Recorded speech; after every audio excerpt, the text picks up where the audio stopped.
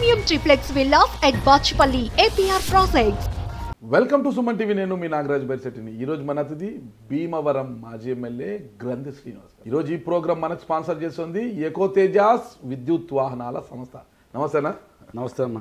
సంక్రాంతి రాబోతోంది. సంక్రాంతి పందెం కోళ్ళు కాళ్ళు దూతున్నాయా పందానికి? అది అంత నాకు టచ్ తక్కువ లేదు. అవునా? అవునండి. అది ఇక్కడ ఉండే పశ్చిమ గోదావరి జిల్లాలో ఉంటూ లేదండి, ఆ పందాలకి అట్లకి దూరం అండి మన. అది మీరు ఇక్కడే ఉన్నారు. ఎక్కడ హైదరాబాద్, తెలంగాణ, మహారాష్ట్ర ఎక్కడెక్కడ నుంచో కార్లు వేసుకొని ఇక్కడికి వచ్చి పందాలు ఆడేకొస్తారు. ఇక్కడున్న మీరు వెళ్ళరా? మీడియా ఇచ్చిన హైప్ అండి అది. ఓకే. బయట అంతా అది ఒక ఇది కింద అంతే తప్ప మాకు లోకల్గా ఉన్న వాళ్ళకి చాలా మందికి ఉండదు. బయట వాళ్ళకి మాత్రమే అది. బయట వాళ్ళకి లోకల్ ఉంటారు కానీ అది హైప్ తీసుకురావడం వల్ల పబ్లిసిటీ ఇది అయ్యింది. ఓకే. దాని మీద అది జరపకూడదు అంటే కోర్టులకు వెళ్ళి పర్మిషన్ తెచ్చారు కదండి. లాస్ట్ ఎన్నికలప్పుడు అప్పుడు కూడా రఘురామకృష్ణరాజు గారు ఎంత కోర్టుకు వెళ్ళారు కదా. అవునండి, అవును. మరి అంత జోష్ ఉంటేనే కోర్టుకు వెళ్తారు. నేను జల్లికట్టుకు తమిళనాడులో అనుమతి ఇచ్చింది కదా, దాన్ని బేస్ చేసుకొని ఇక్కడ ఇవ్వాలి అన్నట్టుగా, అదేదో సాంప్రదాయ క్రీడ అన్నట్టుగా. యాక్చువల్గా కూడా ఆ క్రీడ వచ్చేసరికి అంటే రూరల్కి సంబంధించి ఉండేది పూర్వం.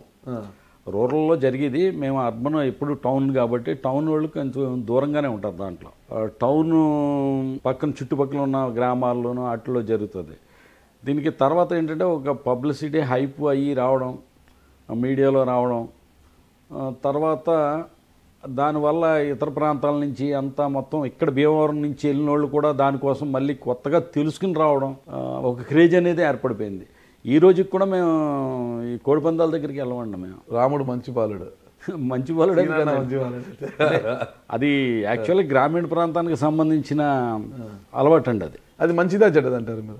మనసుకి ఆనందం కలిగించేది, అనారోగ్యం కలగంది, ప్రాణాలకు ఇబ్బంది కలిగించింది, ఆర్థికంగా కొంగదీయింది, ఏదైనా మంచిదేనండి. ఓకే, అది చాలా చక్కగా చెప్పారు. కానీ అక్కడ ప్రతి ఏడాది వచ్చే సంక్రాంతి కోడి పందాల సమయంలో అక్కడికక్కడే కోటీశ్వర్లు అయ్యేవారు ఉన్నారు, అక్కడికక్కడే బికారులు అయిపోయేవారు కూడా వస్తారు. అవును, కరెక్ట్ కదా? అవును. మరి అది ఏమంటారు దాని గురించి? అంటే ఏం లేదండి, మెంటల్గా సైకలాజికల్గా ప్రిపేర్ అయ్యి ఉంటారు.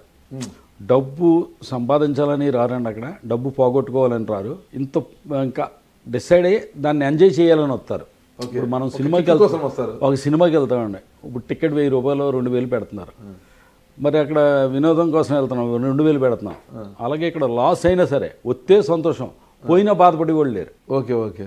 పోయినా బాధపడేవాళ్ళు కదా. ఆ వినోదం సంవత్సరానికి ఒకసారి ఎంజాయ్ చేయాలంతే. కోటీశ్వర్లు కావచ్చు, బికారులు కావచ్చు, ఎవరైనా సరే ఏదైనా మళ్ళీ సంవత్సరం దాకా చెప్పుకుంటూ ఉంటారు, నాకు ఎంత వచ్చిందనో లేకపోతే ఎంత పోయిందనో. ఒకళ్ళు అనుకుంటారు మీకు ఎంత వచ్చింది, మీకు ఎంత పోయింది, ఎవరు పందెం కొట్టారు, ఎవరు పందెం ఓడిపోయారు. అది ఒక థ్రిల్లింగ్ కింద, ఎక్స్పీరియన్స్ కింద ఉండిపోద్ది అనమాట. ఎప్పుడైనా మీరు పందెం ఆడారా లేదా? తక్కువ అండి అసలు. నాకు ఈ సంక్రాంతి 5 రోజులు కూడా ఇక్కడే ఉంటామండి. ఎక్కువ ఫ్రెండ్స్ తోటి, కుటుంబ సభ్యులతో ఉంటాం. ఈ ఎమ్మెల్యే అయిన తర్వాత కొన్ని చోట్ల పిలుస్తారు, ఆహ్వానిస్తారు, కంపల్సరీ రావాలి మీరని. ఇంకా ఒక పెద్ద బడ్డీను రాకపోతే వాళ్ళు బాధపడతారని వెళ్తాం. ఒక అరగంట ఉండి వచ్చేయడమేనండి అది. అంతే అంతే. అది ఆ పందెం కూడా నేను చూసినప్పుడు అసలు ఎవరన్నా 1 మినిట్లో కూడా ఉండదండి పందెం. అది 1 మినిట్ కూడా ఉండదు. ఎందుకంటే కత్తులు కట్టి వేసిన పందెం అయితే 1 మినిట్ కూడా ఉండదు. ఓకే. ఎవరో ఒక మనిషి అడ్డు వచ్చేసరికి పందెం ఏదిగా అయిపోయిందో కూడా తెలియదు మనకి. అదే డింకి పందులు కత్తులు కట్టకుండా పందెం అనుకోండి, ఒక గంట ఈ ఫైట్ చేస్తాయి. అది ఏది బాగా ఫైట్ చేస్తుంది, ఏం చేస్తుంది అన్నది మనకు చూడటానికి ఆసక్తి కలుగుతుంది. చేజింగ్ అనేది ఉంటుంది దాంట్లో, వన్ డే మ్యాచ్ లాగా. ఇది అసలు ఏం లేదు, వెంటనే స్పాట్ అండి. స్పాట్ అసలు మన ఈ పందాన్ని ఏమంటారు? ఇది కత్తులు కట్టి చేస్తారండి పందు.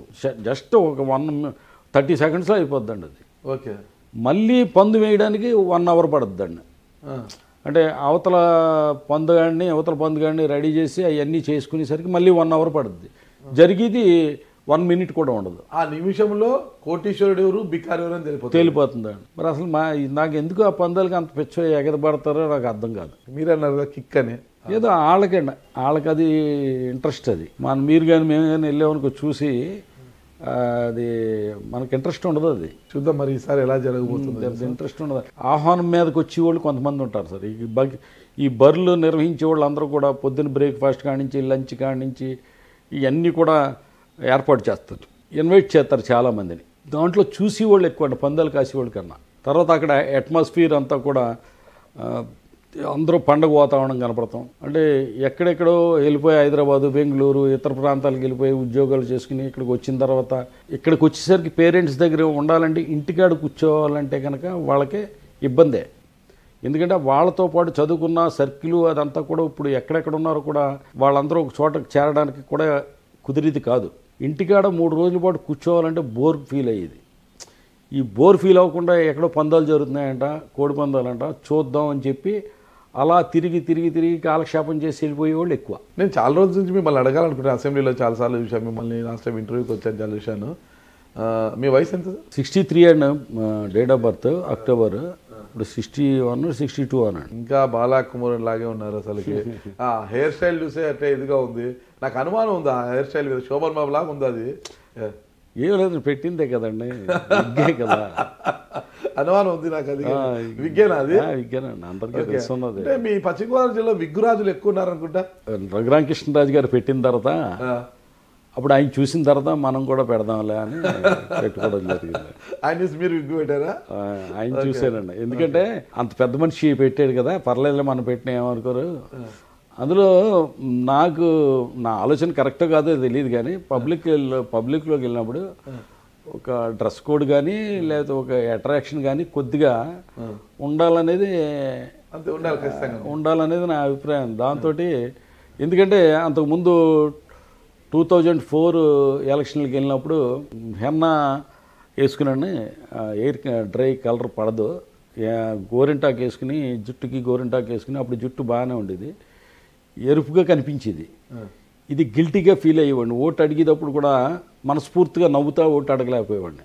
అది చాలా ఇబ్బంది పడ్డాను. దాన్ని బట్టి మళ్ళీ ఎలక్షన్లో ఉన్నామంటే కంపల్సరీ ఆ గిల్టీనెస్ ఫీలింగ్ తోటి ఉంటే, లోపల గిల్టీగా ఉండి ఓటు అడుగుతుంటే మన ముఖంలో స్మైల్ రాకపోతే కనుక అప్పుడు ఓటర్ రిసీవ్ చేసుకోరు.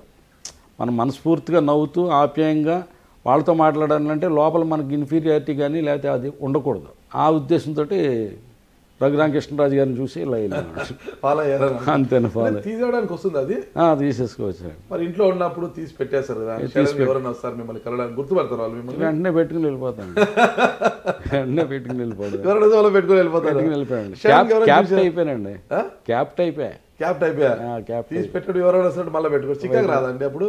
ఏమన్నా వీళ్ళు వస్తారు మళ్ళీ పెట్టాలా తీయాలా ఏముండదండి. ఓకే, ఇబ్బంది ఏమన్నా. ఆ విగ్గు లేనప్పుడు ఒకసారి మిమ్మల్ని చూడాలనుంది.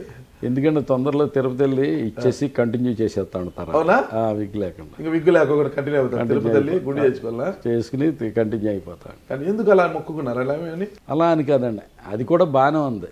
సహజంగా జనరల్గా ఏంటంటే సహజంగా ఏదైతే మనకి న్యాచురల్గా ఉంటుందో అది ఇంకా ఎక్కువ కళగా ఉంటుంది, నేను అబ్జర్వ్ చేసింది. కానీ ఒకసారి పెట్టిన తర్వాత సడన్గా తీస్తే బాగోదు కాబట్టి మళ్ళీ మనం తిరుపతి వెళ్ళి తలనీలాలు ఇచ్చేసి దాన్ని అలవాటు చేస్తే కనుక బాగానే ఉంటుంది. త్వరలో ఒరిజినల్గా చూసినప్పుడే ఎక్కువ కళ ఉంటుందండి. అంటే త్వరలో ఒరిజినల్ గ్రంథి శ్రీనివాస్ గారిని చూడొచ్చు త్వరలో. అవును, ఇంకో 2 నెలల కాలంలో. ఓకే. సుమన్ టీవీలో మీ పర్సనల్ అండ్ బిజినెస్ ప్రమోషన్స్ కోసం కింది నెంబర్కి కాంటాక్ట్ చేయండి.